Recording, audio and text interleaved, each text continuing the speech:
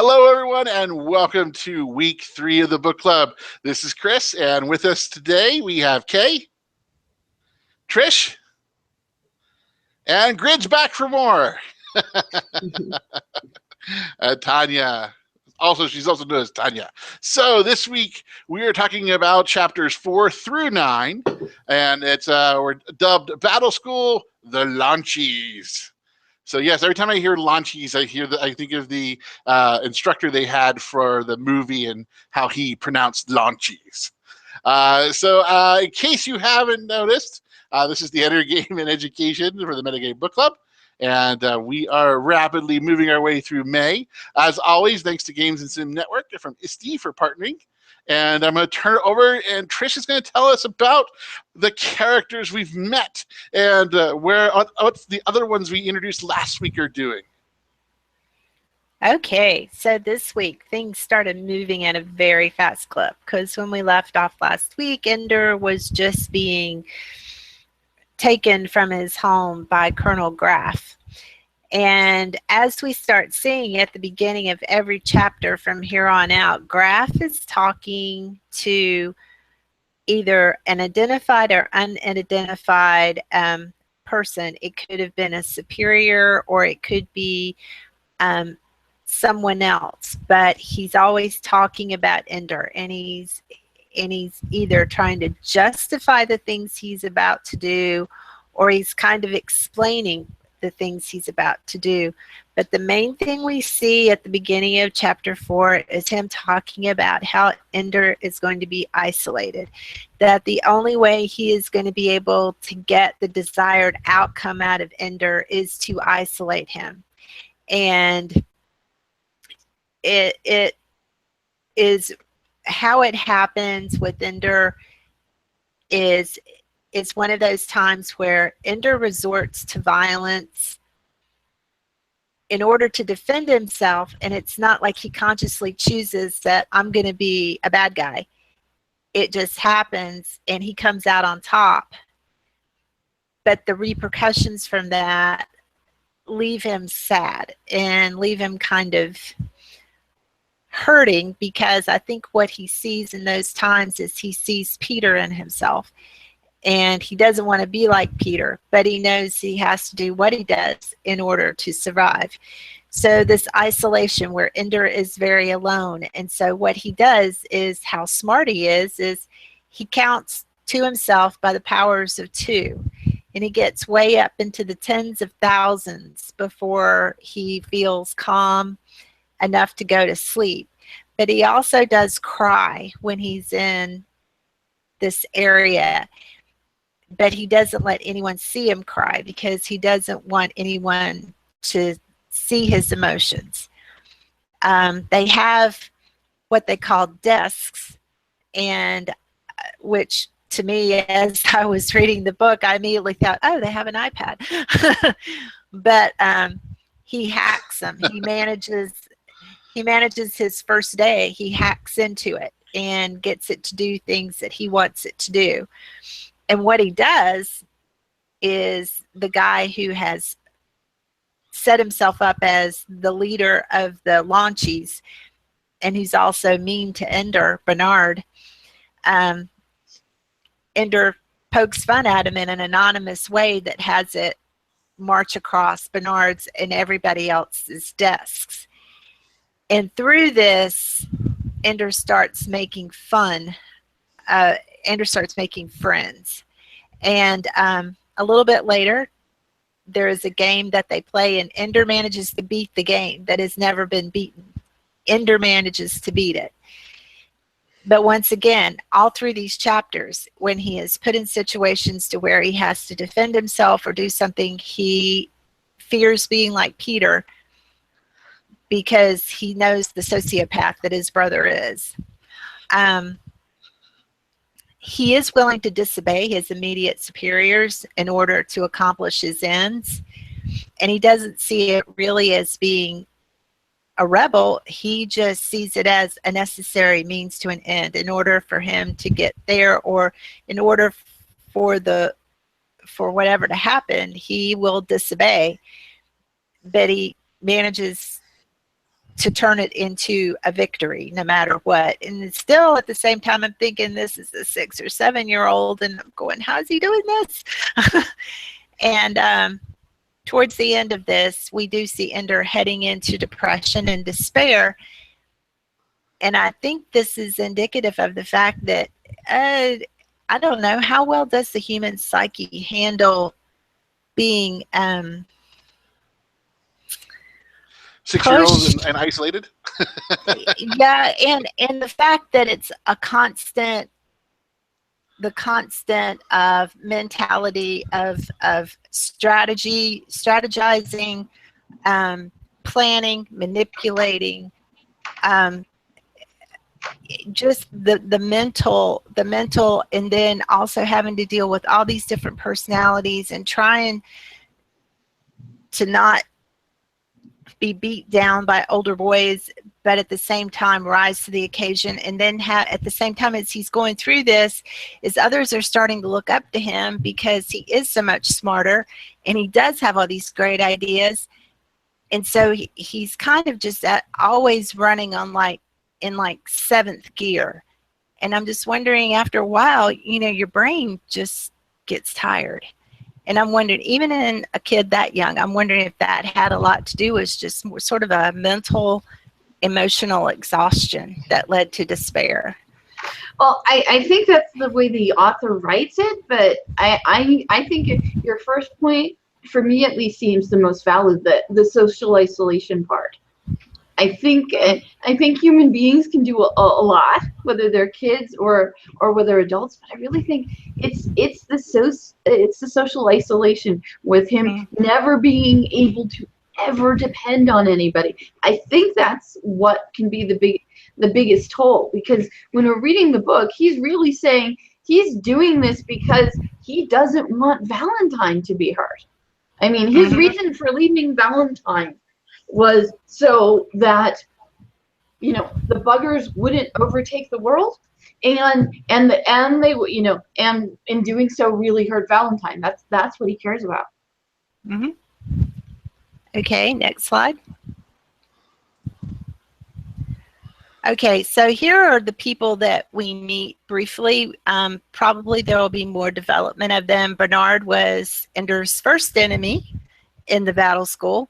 This is the boy that he inadvertently broke the arm of in the shuttle on the way to battle school. That sort of just fell right in with Colonel Graff's plan of Ender's initial isolation. Always the best way to make friends is break their arms. Yes, it is. Break their arm, first thing. Shin was also in the launchies, and Shin was the first friend that Ender made.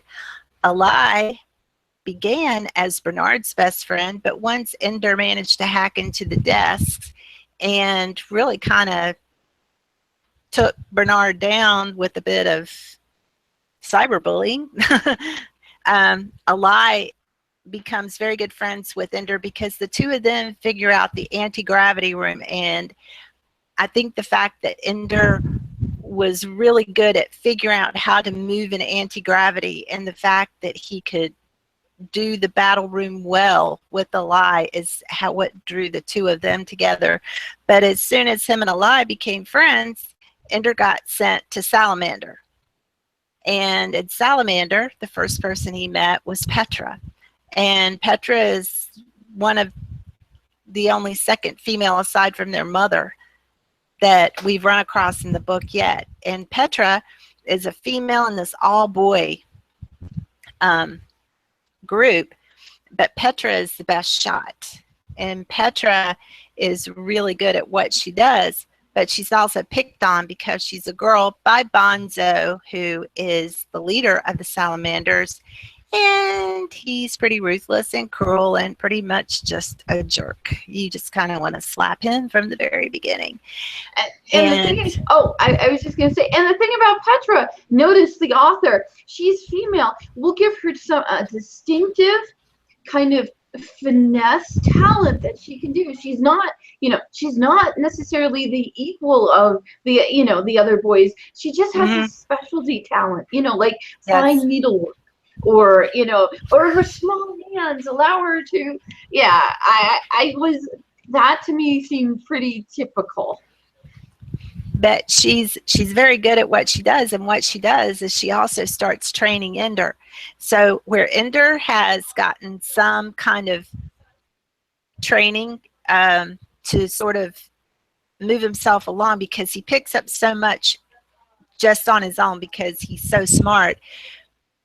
He picked up a lot from a lie, but Petra takes him in there, and Petra starts teaching him things that he's able to intuit. He intuits a lot out.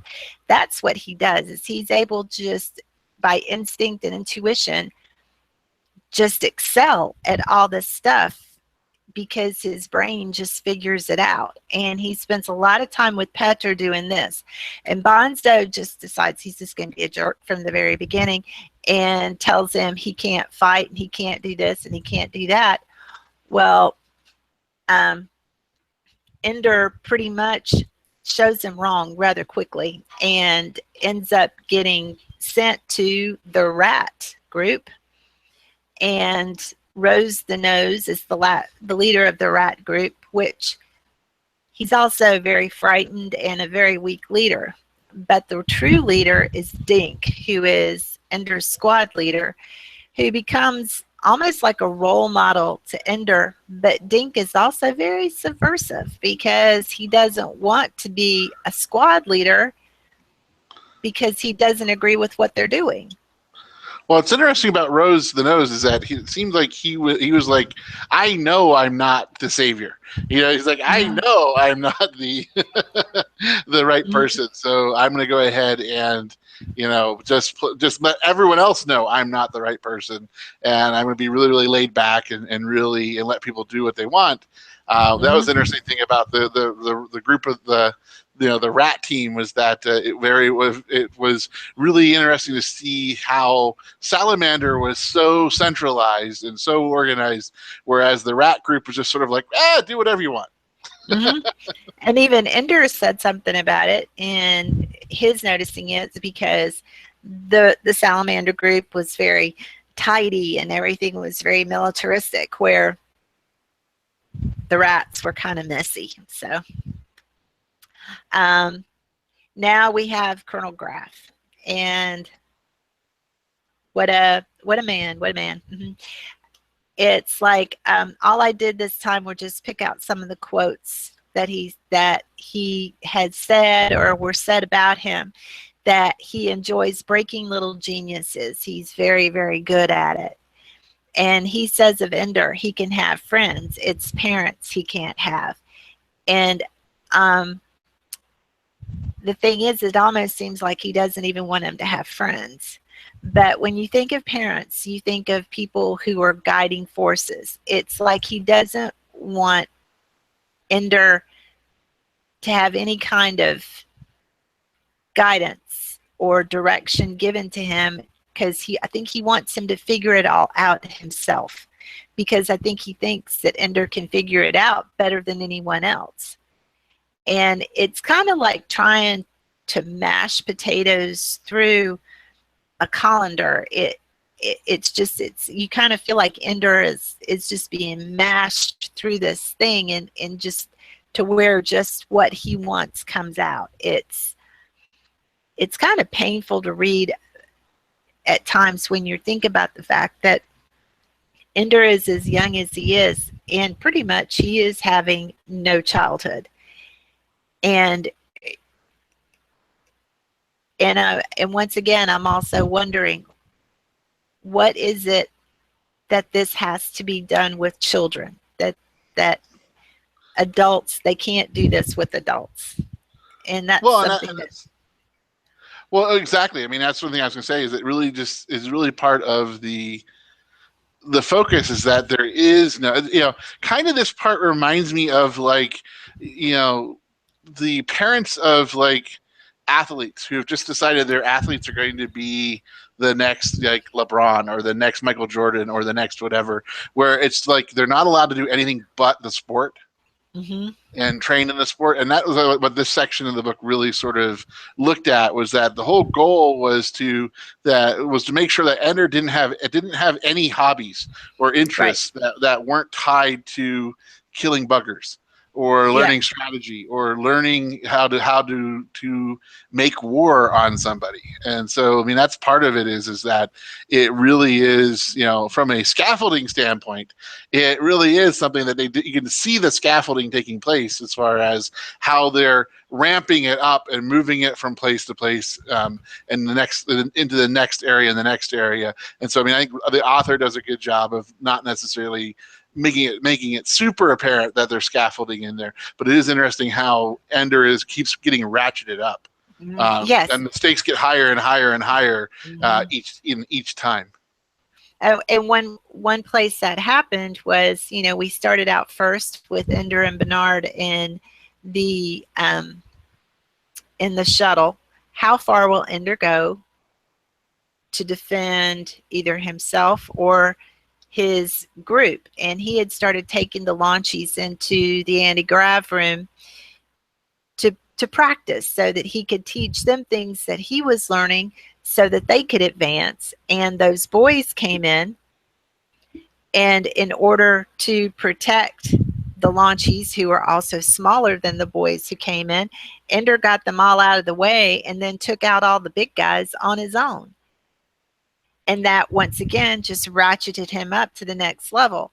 It's the same thing in the mind game, or the game that they play, is that he keeps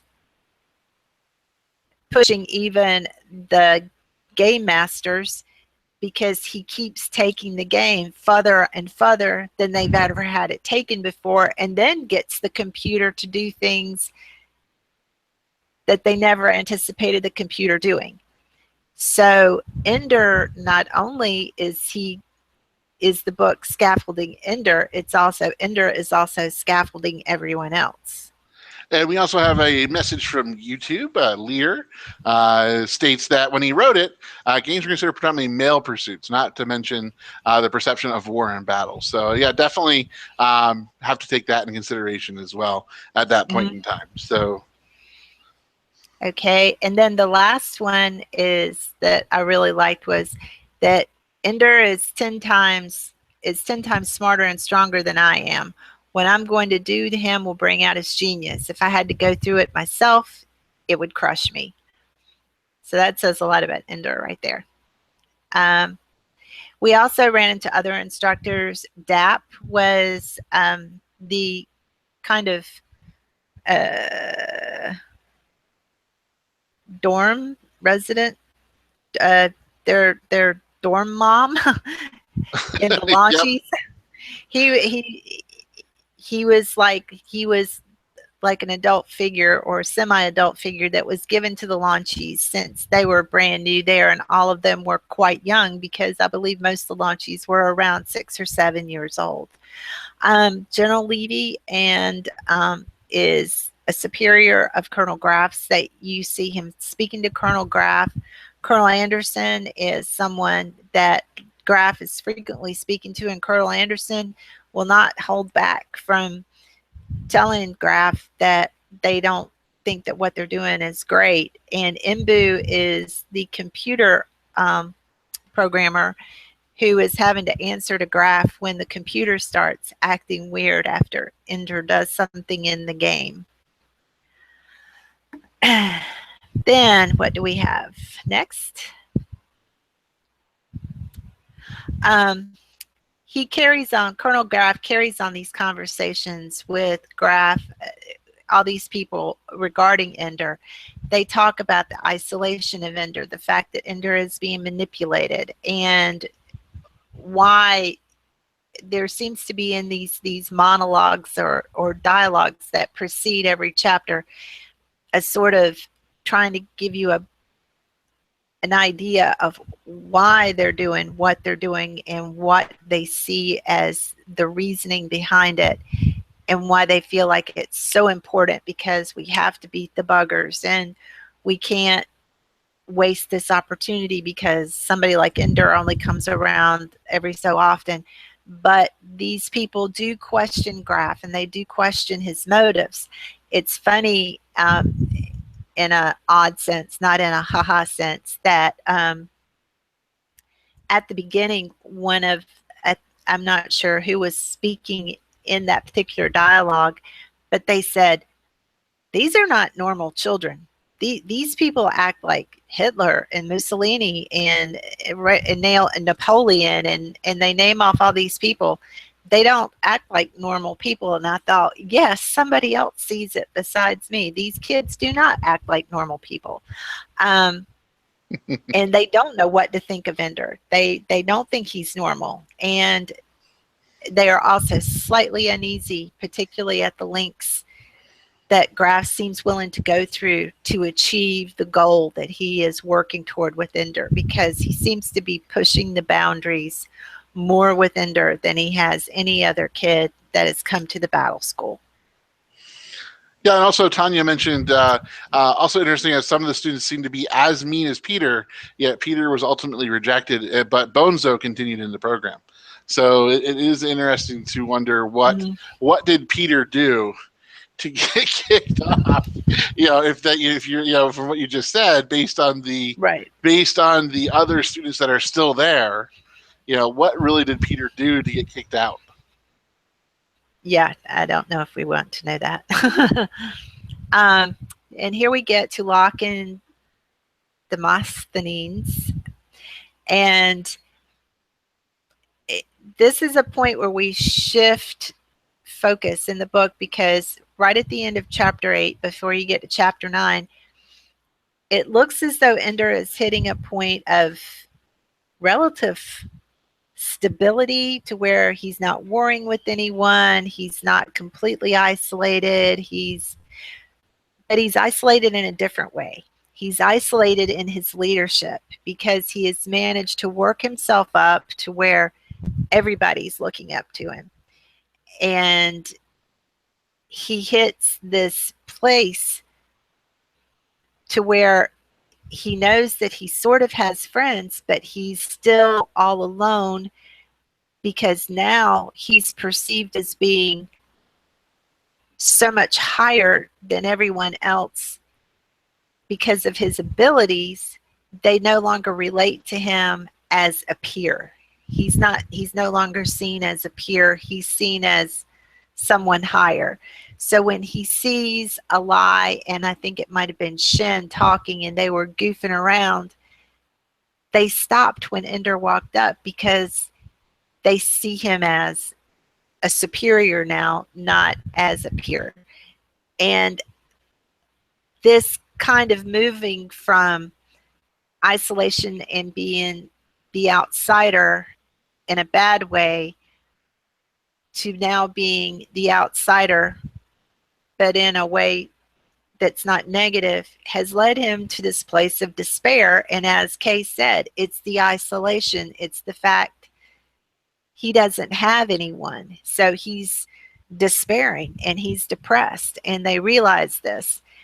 So we shift to Valentine and Peter, who are in Greensboro, North Carolina, and they are in middle school. And Peter has been monitoring the news, and he has decided that Russia is on the move, and that they're going to be invading, and that they're going to violate the Warsaw Pact. And he's 13. And so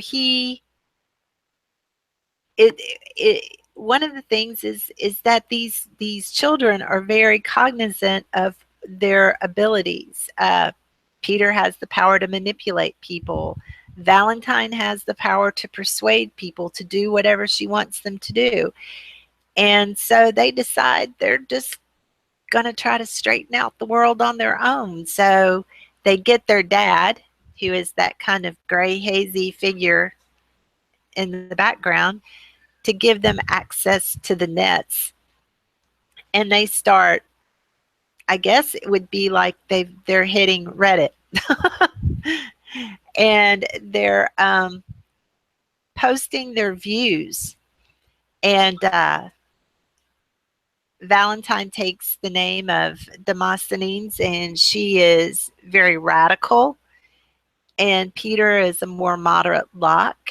And they just start hitting the internet with their views and viewpoints and what they think, and I don't know if they're blogging. I don't know if they're on message boards. I'm not sure what, but by the time we get to the end of the chapter, they've been hired and are making money, and they are literally becoming huge voices in American politics. But in the midst of this, Colonel Graff gets Valentine to write Ender a note because he knows that Ender is really low. And she writes it, but Ender knows that it's not like really from her, because she wrote it in such a way that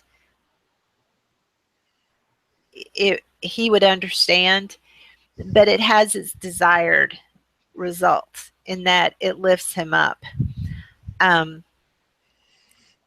Once again, it just,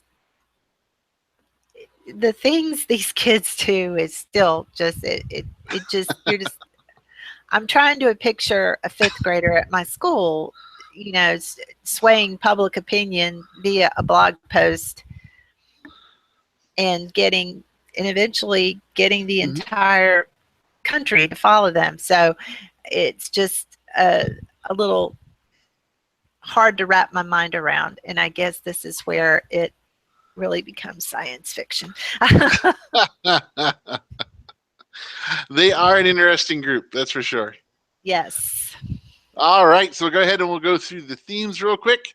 So the themes, more extension on control and manipulation. Woohoo!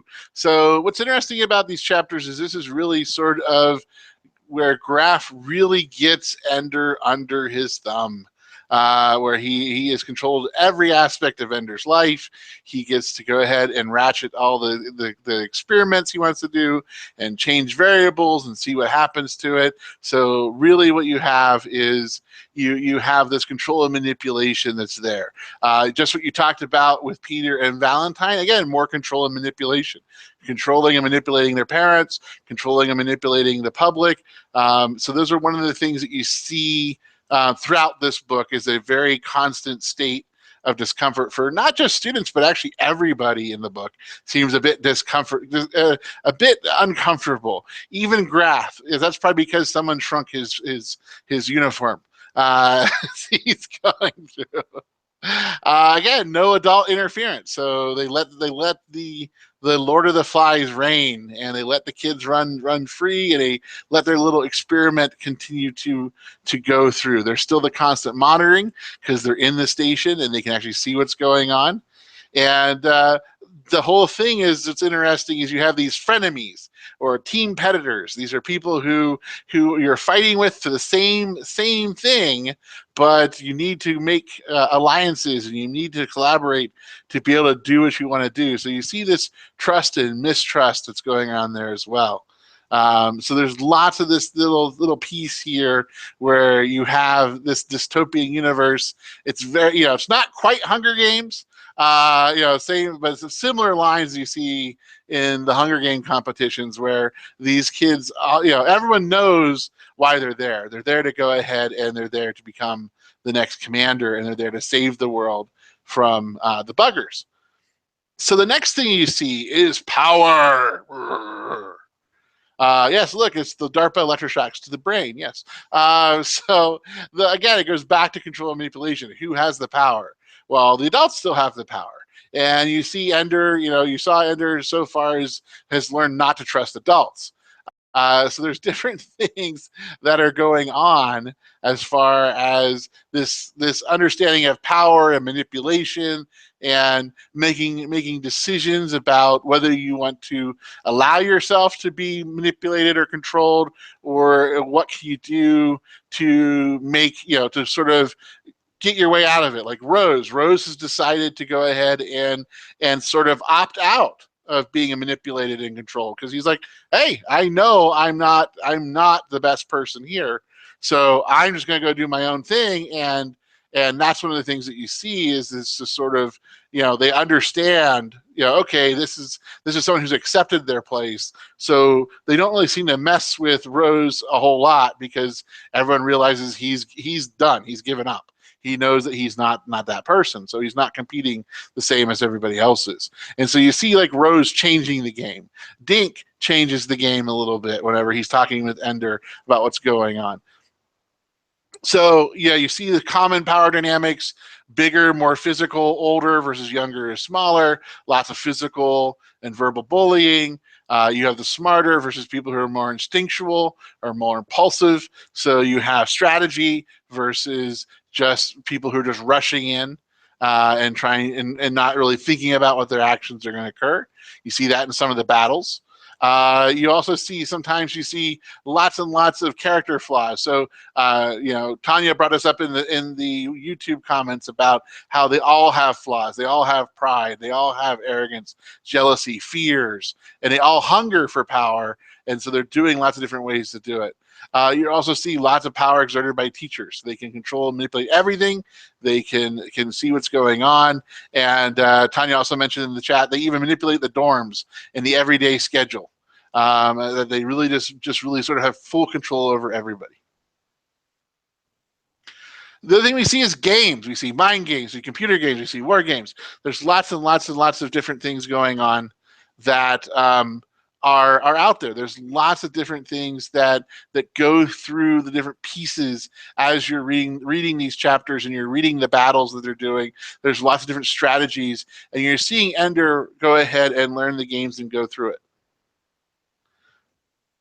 The other thing we see a lot of is just what we were talking about with Locke and Demosthenes, is that the idea of online disinhibition effect from Suler, the idea where they're trying out different personas and they start off slow, they start off on smaller boards, and they sort of hone their craft as they move through. So you see this thing here in that the nets that are out there, that they're able to mask their actual identity and they're able to be whoever they want to be online. So it's one of those things where if they want to portray themselves as older than what they are, they can get away with it because the technology allows them to do that. They're able to mask themselves effectively to sort of say, to sort of give themselves the stature and the credibility that they wouldn't necessarily have face-to-face if there was an adult looking at a 12-year-old and a 13-year-old. So those are some of the main themes that you see here in these chapters in the middle. The other thing you see is there's a constant change. And part of that constant change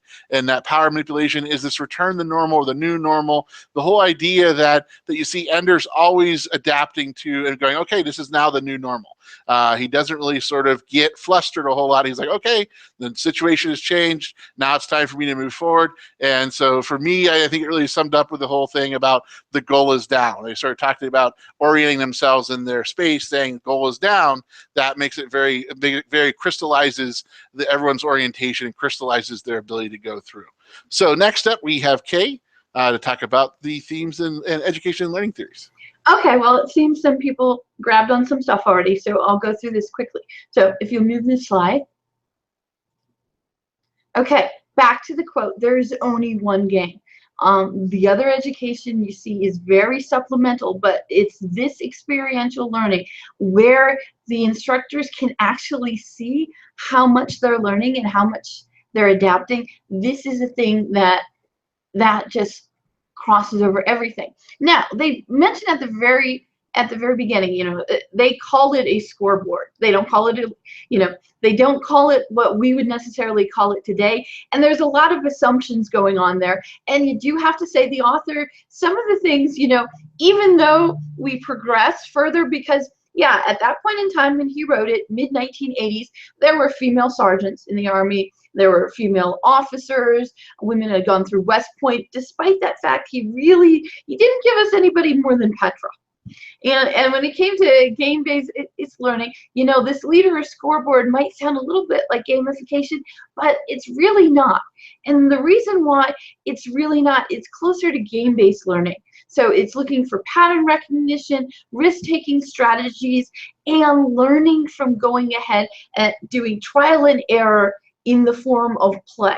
So That's what you're seeing a lot of it. Not so much the gamification. It's not just about the points here. They keep talking about they want to be seen so they can be leaders, and they go and do things for that. They do that rather than just looking at the scoreboard. And they also do realize that sometimes the points don't tell everything, especially when it comes to Ender's efficiency. He only fired his gun once and he hit someone, so he's the top of the list of the efficiency.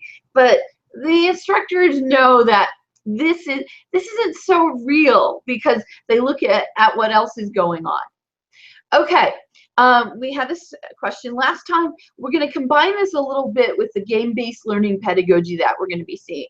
So there's two-dimension games. We currently have the same exact thing, although I hate to say it, with Google winning the tablet war, that has been a horrible blow for games and simulations in K through 12. And the reason why is, I know Trish can jump in here about it, but also Lori Weedle, I got a great email from her talking about how her school has gone one-to-one, and because of that, they cannot download any of the kind of games that encourage the deep kind of learning like we're seeing in Ender or that you see in Minecraft. So thank you, Google, for the inexpensive apps, but at the same time, guess what? You're blocking us being able to move on.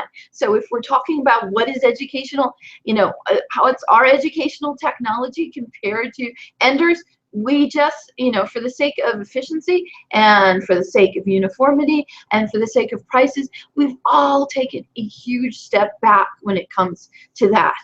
You don't see as many schools adopting Minecraft, whether students are doing it in the survivor mode, more of the, player versus environment style, or the freestyle mode where you're building and experimenting. So that has been taken away. And again, I'm not happy about that, and I'm sure Colonel Graff wouldn't be happy about anything like that either. Okay, holographic games. Nice. They talk about how they pull objects and they can reach objects and they can touch objects. Again, the way that our K through 12 and our higher ed, say at the community college level where there is not a huge amount of funding. And by the way, the budget's going to be introduced for the Department of Education pretty soon, and it's not looking optimistic for us doing anything great there. Okay, or again, moving forward.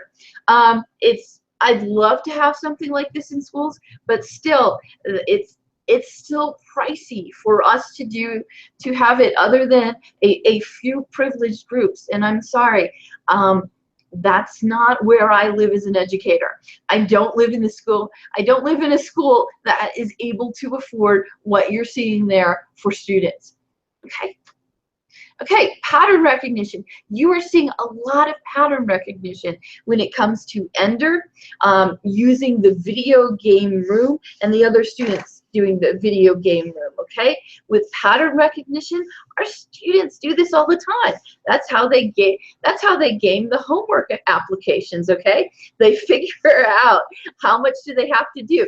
If they guess the answer wrong the first time, will a hit then pop up so they can do it faster? So for the pattern recognition, I wish we had something that looked more like this in our schools. And again, it's not likely to happen, especially if we're just going for efficiency and aren't trying to encourage our students to do more. In the book, it mentioned player versus player and player versus environment. This is again back in the video game room. Player versus player is when you're playing against someone else. So this is like League of Legends. This is like Dota. Okay, this is like if you're going in and playing Overwatch. If you're doing Heroes of the Storm. PvP is becoming really popular now because it's easier for any player, especially our students, to get in, meet up with about 4 or 5 of their friends, or just group up with a pickup group, get in, play it, and then get out. Player versus environment for Ender, Ender says the computer eventually wins. I will tell you, some massively online multiplayer games, there's still some good player versus environment out there that people are doing. Okay, the next thing, diffusion of innovation. It was cool, and all these things I'm mentioning really quickly. We will put them as, we'll pose them as questions or comments in the Reddit. But the diffusion of innovation, you saw that once Ender figured out something, it took a while for everybody else. I mean, it didn't happen immediately, but think about him coming out of the door. Everybody was pausing and going very slowly through that door and taking their time.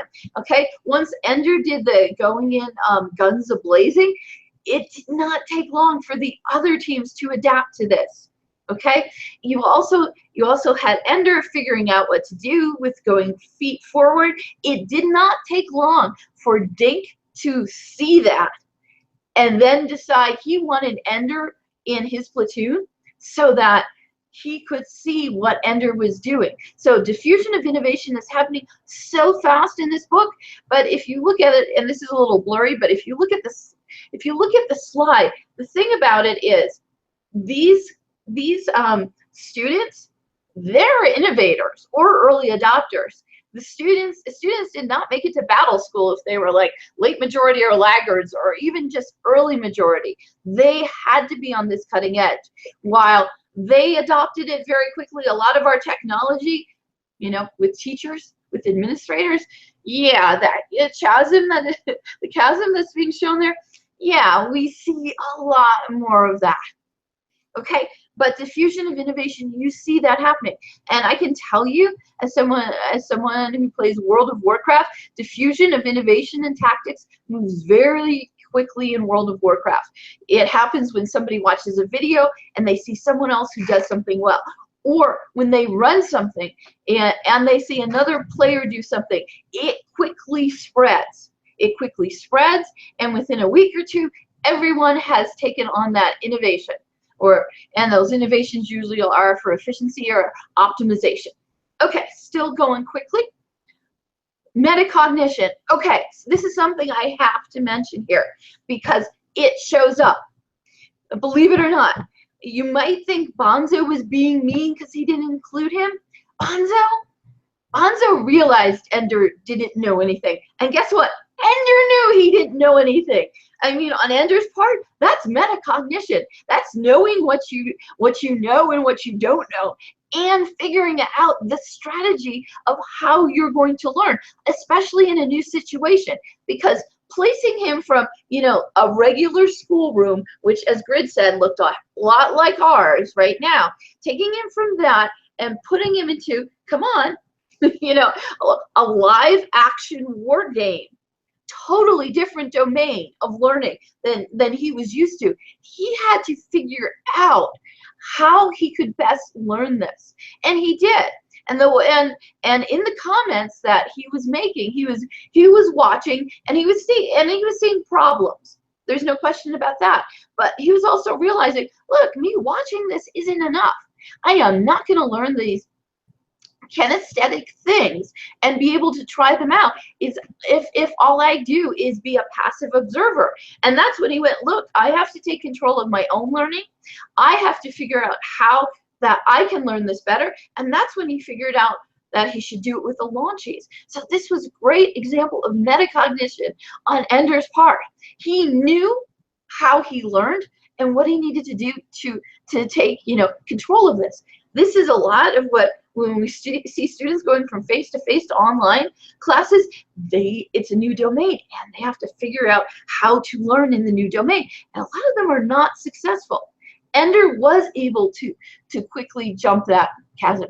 Okay, another big thing I wanted to mention, declarative versus procedural knowledge. Declarative, Ender could repeat back exactly what he saw, but he needed to get the procedural knowledge. He had to learn the process. He had to transfer it from being able to state how to do it into doing it.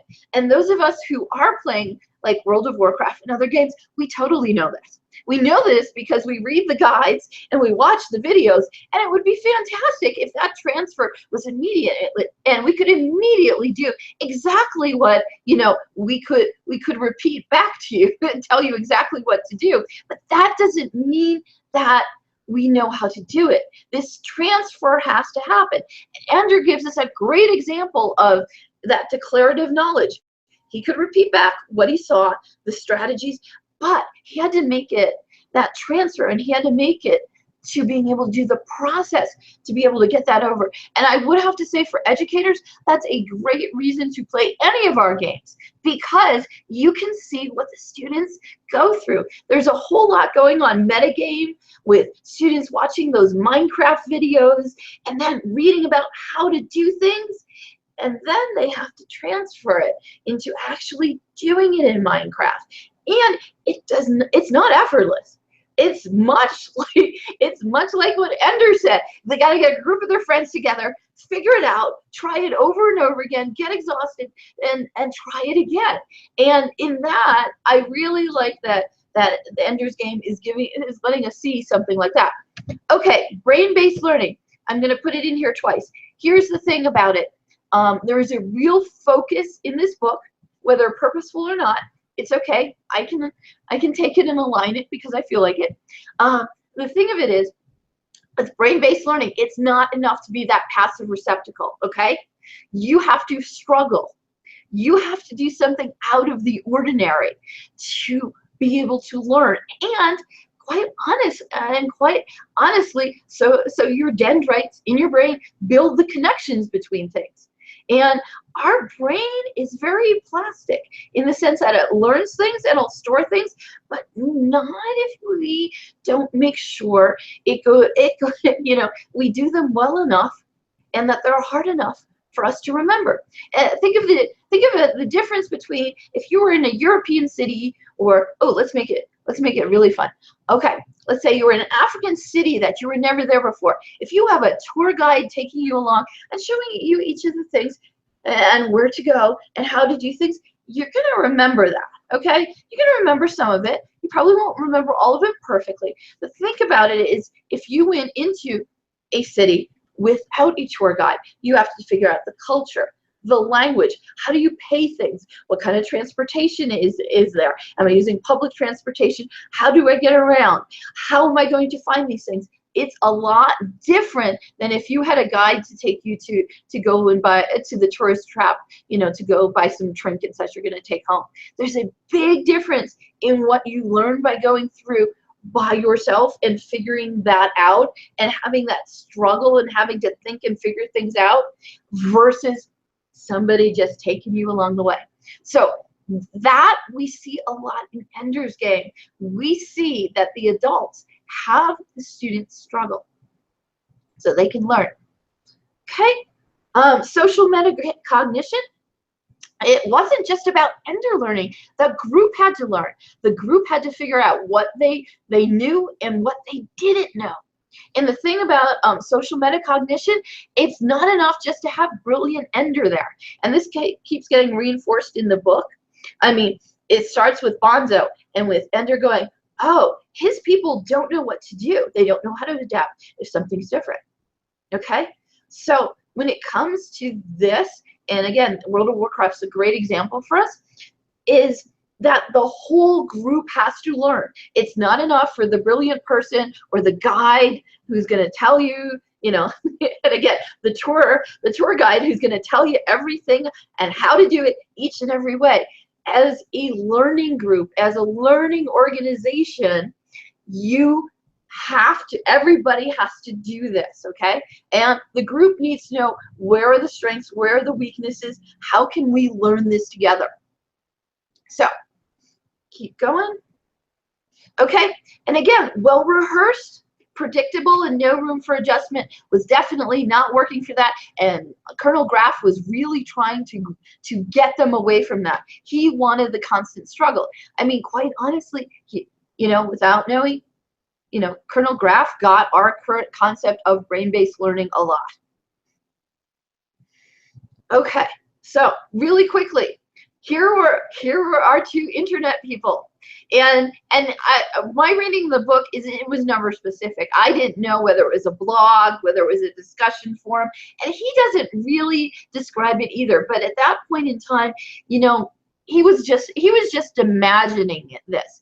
And the two of them, Val and Peter, got citizen access, and they weren't supposed to, but by using these pseudonyms, they were able to get on, and they were able to start going for this.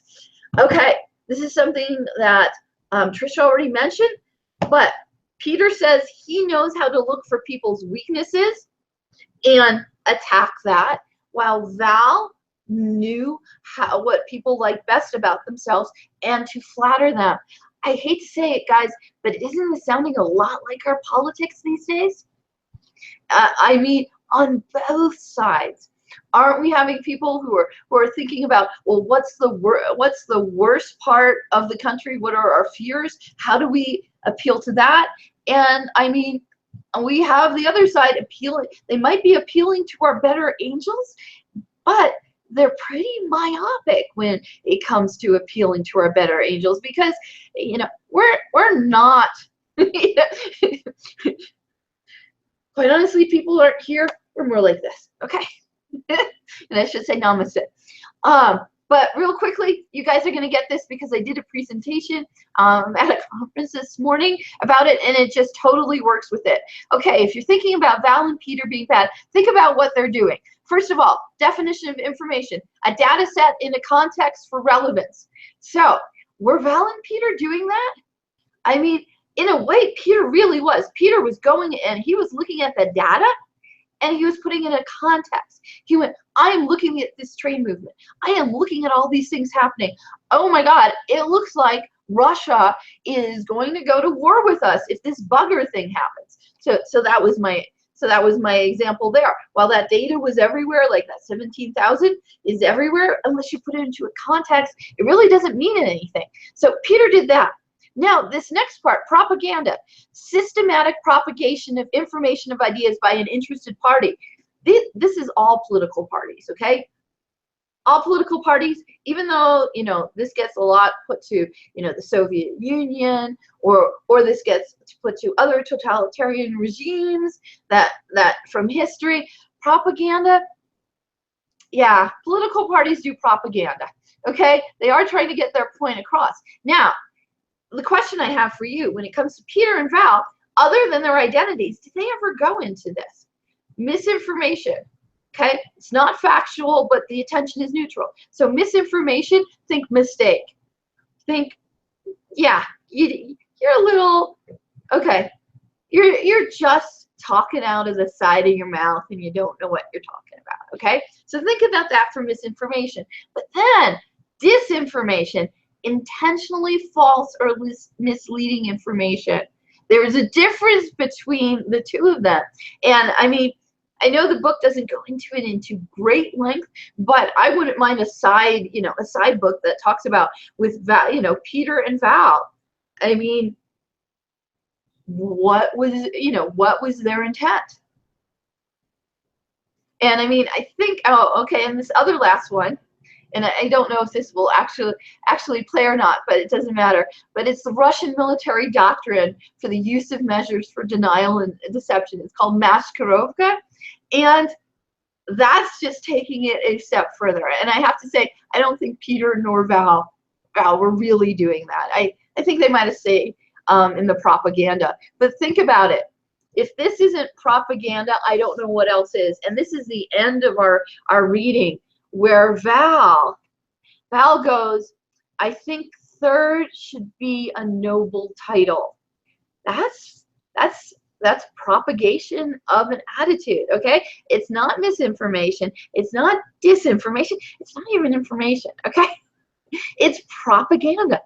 She's starting to try to get people to, she's trying to be provocative because that's how Peter wants it, but she totally does this for Ender because it's the only way she knows how. So we're going to wrap this up now. everything we've been talking about, they will be ending up as discussion questions, a lot of them. And then I'll just wrap this up. Something we haven't talked about that happened at the very beginning of this reading, encouragement of student hacking. Okay, we're going to have to talk about that because that was interesting. Again, we want your favorite quote from this time. I have my thoughts. I'm sure you have your thoughts. And then next week is going to be chapter 10 to the end of the book.